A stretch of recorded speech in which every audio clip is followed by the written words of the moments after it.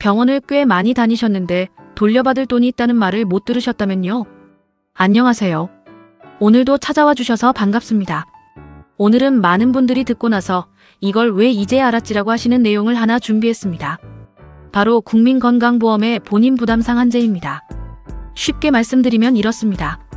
1년 동안 병원비를 일정 금액 이상 내셨다면 그 초과분을 건강보험공단에서 돌려주는 제도입니다. 그런데 이 제도 2026년에 금액이 바뀌었습니다. 그리고 이 제도를 몰라서 그냥 지나치는 분들이 생각보다 많습니다.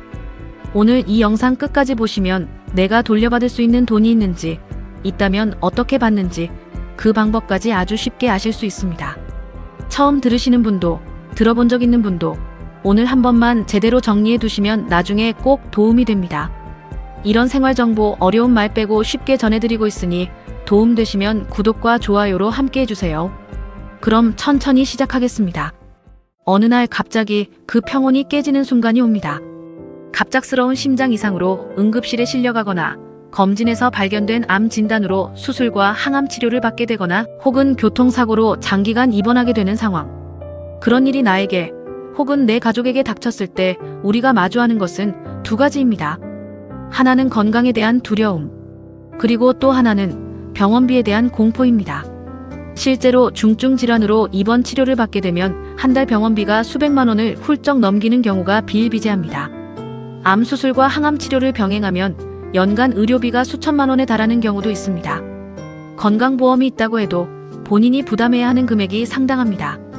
그래서 많은 분들이 실손보험에도 가입하고 암보험에도 가입하고 혹시 모를 의료비를 대비해 저축도 합니다. 하지만 막상 그 상황이 오면 내가 과연 얼마까지 부담해야 하는 거지? 라는 질문 앞에서 막막해집니다. 바로 이 지점에서 오늘 우리가 반드시 알아야 할 제도가 등장합니다. 본인 부담 상한제.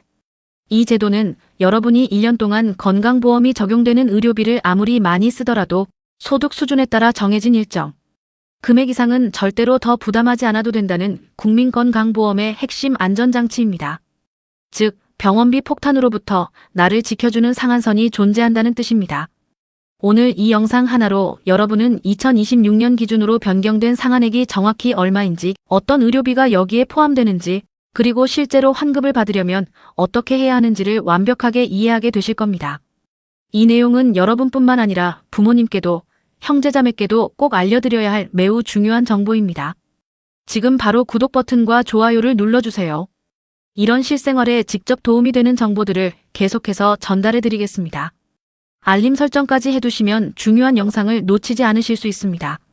자, 그럼 본격적으로 본인 부담 상한제의 세계로 들어가 보겠습니다. 본인 부담 상한제를 한 문장으로 정의하면 이렇습니다.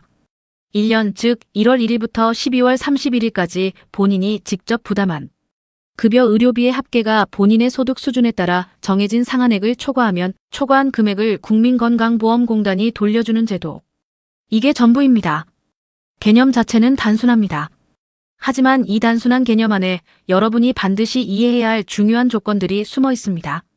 첫 번째 조건 기간은 반드시 1월 1일부터 12월 31일까지 딱 1년 단위입니다. 중간에 합산되거나 이월되지 않습니다. 매년 초기화됩니다. 두 번째 조건 급여 의료비여야 합니다. 이 부분이 오늘 영상에서 가장 중요한 포인트 중 하나입니다. 건강보험이 적용되는 항목, 즉 급여 항목에서 본인이 낸 돈만 합산에 포함됩니다. 세 번째 조건 상한액은 모두에게 동일하지 않습니다. 소득이 낮을수록 상한액이 낮아서 더 두텁게 보호받고 소득이 높을수록 상한액이 높습니다. 이 세 가지 조건을 머릿속에 새겨두신 채로 계속 들어주십시오. 자, 이제부터가 조금 복잡해집니다. 하지만 제가 최대한 쉽게 풀어드릴 테니 따라오세요. 첫 번째 혼란 지점, 급여와 비급여의 구분. 병원에서 진료를 받고 계산서를 받아보면 항목들이 여러 칸으로 나뉘어져 있습니다. 그중 건강보험이 적용되는 항목이 급여, 건강보험이 적용되지 않는 항목이 비급여입니다.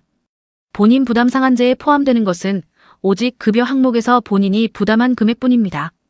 그렇다면 어떤 항목들이 제외될까요? 여기서 많은 분들이 오해를 하십니다.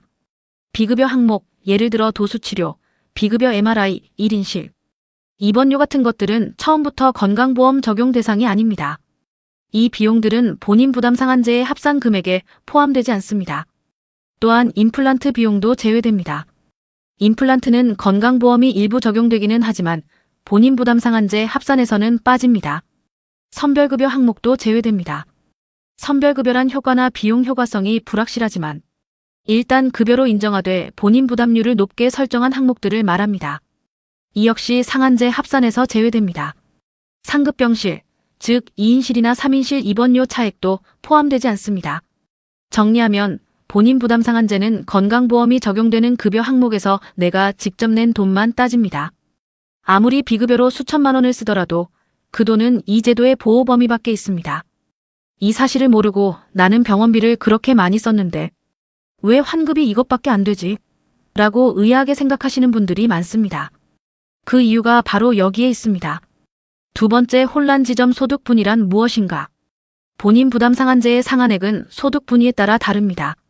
소득 분위란 건강보험 가입자들의 소득과 재산을 기준으로 1분위부터 10분위까지 10단계로 나눈 것입니다. 1분위는 소득이 가장 낮은 하위 10%, 10분위는 소득이 가장 높은 상위 10%를 의미합니다. 내가 몇 분위인지는 어떻게 알 수 있을까요? 국민건강보험공단 홈페이지나 더건강보험 앱에서 조회할 수 있습니다. 또는 매년 공단으로부터 안내문이 발송될 때 해당 정보가 포함되어 있기도 합니다. 본인의 분위를 모른 채로는 내가 얼마까지 보호받는지 알 수 없습니다. 반드시 한 번은 확인해 두시기 바랍니다. 드디어 핵심 수치를 확인할 시간입니다. 2026년 본인 부담 상한제의 상한액을 소득 분위별로 정확히 알려드리겠습니다. 2026년 일반 상한액 소득 분위별. 이 수치는 2025년 소비자물가 변동률 2.1%를 반영하여 2025년 대비 조정된 금액입니다. 1분위 90만 원, 2분위 100만 원 수준대, 3분위 150만 원 수준대, 4분위 150만 원 수준대, 5분위 250만 원 수준대, 6분위 250만 원 수준대, 7분위 350만 원 수준대, 8분위 430만 원 수준대, 9분위 550만 원 수준대, 10분위 843만 원. 정확한 중간분위 수치는 공단의 공식 고시를 기준으로 하시되 1분위 90만 원, 최고 10분위 843만 원이 2026년 기준 핵심 기준점입니다. 이 숫자가 의미하는 바를 실제 사례로 풀어보겠습니다. 예를 들어 건강보험료 납부 기준으로 1분위에 해당하는 분이 계십니다. 이분이 2026년 한 해 동안 암치료로 여러 병원을 다니며 건강보험 급여 항목에서 본인 부담금을 총 450만 원 납부했다고 가정해봅시다. 1분위의 상한액은 90만 원입니다. 그렇다면 450만 원에서 90만 원을 뺀 360만 원, 이 360만 원이 공단으로부터 환급됩니다. 반대로 10분위에 해당하는 분이 같은 조건이라면 843만 원이 상한선이므로 450만 원은 상한선을 초과하지 않아 환급이 발생하지 않습니다. 843만 원을 넘어서야 비로소 초과분이 환급됩니다. 이 차이가 소득 분위별 보호의 차이입니다. 소득이 낮을수록 더 낮은 금액에서부터 공단이 개입해 보호해준다는 뜻입니다. 여기서 하나 더 중요한 내용이 있습니다. 요양병원에 120일을 초과하여 입원한 경우에는 별도의 더 높은 상한액이 적용됩니다. 1분위 요양병원 장기 입원 상한액 143만 원, 10분위 요양병원 장기 입원 상한액 1,096만 원. 왜 요양병원에는 상한액이 더 높게 설정되어 있을까요? 요양병원 장기 입원은 급성기 치료 목적이 아닌 경우도 많고 불필요한 장기 입원을 억제하기 위한 정책적 목적이 반영된 결과입니다. 즉, 일반 병원에서의 치료보다 본인이 더 부담하도록 설계되어 있다는 뜻입니다. 이 점은 특히 고령의 부모님이나 가족이 요양병원에 장기 입원 중인 경우 반드시 알아두셔야 할 내용입니다. 일반 상한액과 다르다는 사실을 모르면 환급액 계산에서 혼선이 생길 수 있습니다. 환급이 이루어지는 방식은 두 가지입니다. 이 두 가지를 이해하면 실제로 어떻게 돈이 돌아오는지 명확해집니다. 첫 번째는 사전급여입니다. 여러분이 동일한 병원 한 곳에서만 치료를 받았는데 그 병원에서의 급여 본인 부담금 합계가 2026년 최고 상한액인 843만 원을 초과했다면 그 병원이 초과분을 환자에게 청구하지 않고 직접 건강보험공단에 청구합니다. 환자 입장에서는 처음부터 843만 원 이상을 납부할 필요가 없다는 뜻입니다. 그래서 사전급여라고 합니다. 단 요양병원은 이 사전급여 방식이 적용되지 않습니다. 두 번째는 사후환급입니다. 여러 병원을 다니며 치료를 받은 경우 각 병원에서는 개별 청구를 하기 때문에 실시간으로 합산이 이루어지지 않습니다. 이 경우에는 1년이 지난 뒤 공단이 해당 연도의 본인 부담금 전체를 합산하여 상한액을 초과한 금액을 다음해 8월경에 환자에게 직접 지급합니다. 이것이 사후환급입니다. 즉 2026년 한 해 동안 여러 병원에서 급여 본인 부담금을 많이 납부했다면 2027년 8월쯤에 공단으로부터 환급 안내가 올 수 있다는 뜻입니다. 여기까지 들으시면 이거 정말 좋은 제도네. 나는 실손보험도 있으니 이중으로 보상받겠네라고 생각하시는 분이 계실 수 있습니다. 하지만 여기서 반드시 짚고 넘어가야 할 매우 중요한 법적 현실이 있습니다. 실손보험과의 중복 보상은 불가능합니다. 2023년 대법원 판결 사건 번호 2023-283913에 따라 건강보험 본인 부담 상한제에 의한 환급금과 실손의료보험의 보상금은 중복으로 받을 수 없습니다. 이게 어떤 의미냐면 실손보험에서 이미 보상을 받은 의료비에 대해서는 공단으로부터 환급금을 받을 수 없다는 뜻입니다. 또한 반대로 공단에서 환급금을 받은 경우에는 그 금액만큼 실손보험 청구에서 제외되어야 합니다. 이 판례는 1세대 실손보험부터 현재 판매되는 4세대 실손보험까지 전 세대에 걸쳐 동일하게 적용됩니다. 많은 분들이 실손보험에서 받은 돈과 공단 환급금은 별개 아니냐고 생각하시는데 대법원은 이를 실제 손해를 초과하는 중복 보상으로 보아 허용하지 않는 것입니다. 따라서 실손보험 가입자라면 본인 부담 상한제 환급금을 받을 때 그 금액이 실손보험 청구액과 어떻게 조정될지를 반드시 확인해야 합니다. 이 부분을 모르고 양쪽에서 모두 수령했다가 나중에 문제가 생길 수 있습니다. 모르고 한 경우라도 법적으로는 부당이득에 해당할 수 있으니 주의하셔야 합니다. 한 가지 더 주의할 점이 있습니다. 만약 건강보험료를 체납하고 있는 상태라면 공단은 환급금을 지급할 때 체납된 보험료를 먼저 공제하고 나머지 금액을 지급합니다. 이를 상계 처리라고 합니다. 예를 들어 환급받을 금액이 100만 원인데 체납된 보험료가 30만 원 있다면 실제로는 70만 원만 통장에 입금됩니다. 체납이 있으신 분들은 이 점을 미리 인지하고 계셔야 합니다. 이 시점에서 제외 항목을 한 번 더 명확하게 정리하겠습니다. 아무리 큰 돈을 썼더라도 아래 항목들은 본인 부담 상한제의 합산 금액에 절대 포함되지 않습니다. 비급여 진료비 전체 도수치료, 체외 충격파, 비급여 MRI, 비급여 초음파 등 임플란트 시술 비용, 선별급여 항목의 본인 부담금, 2인실 3인실 등 상급병실 입원료 차액, 건강검진 비용 중 비급여 부분, 미용 성형 목적의 시술 비용. 이 항목들이 아무리 많아도 본인 부담 상한제로는 환급받을 수 없습니다. 이 현실을 냉정하게 이해하고 있어야 환급을 기대했다가 실망하는 상황을 피할 수 있습니다. 이제 실질적인 행동 단계로 넘어왔습니다. 제도를 알았으면 실제로 신청하고 받아야 의미가 있겠죠. 환급금 신청 방법은 크게 3가지입니다. 첫 번째, 더건강보험의 비용. 스마트폰에서 더건강보험 앱을 다운로드하거나 이미 설치되어 있다면 실행하세요. 로그인 후 환급금 조회 및 신청 메뉴로 들어가면 본인의 환급 대상 여부와 금액을 직접 확인할 수 있고 바로 신청도 가능합니다. 계좌 정보를 입력하면 해당 계좌로 입금됩니다. 스마트폰 사용이 익숙한 분들께는 이 방법이 가장 빠르고 간편합니다. 두 번째, 국민건강보험공단 홈페이지. PC에서 국민건강보험공단 공식 홈페이지 nhis.or.kr에 접속하여 공인인증서 또는 간편인증으로 로그인한 뒤 환급금 관련 메뉴에서 조회 및 신청이 가능합니다. 세 번째, 전화 신청.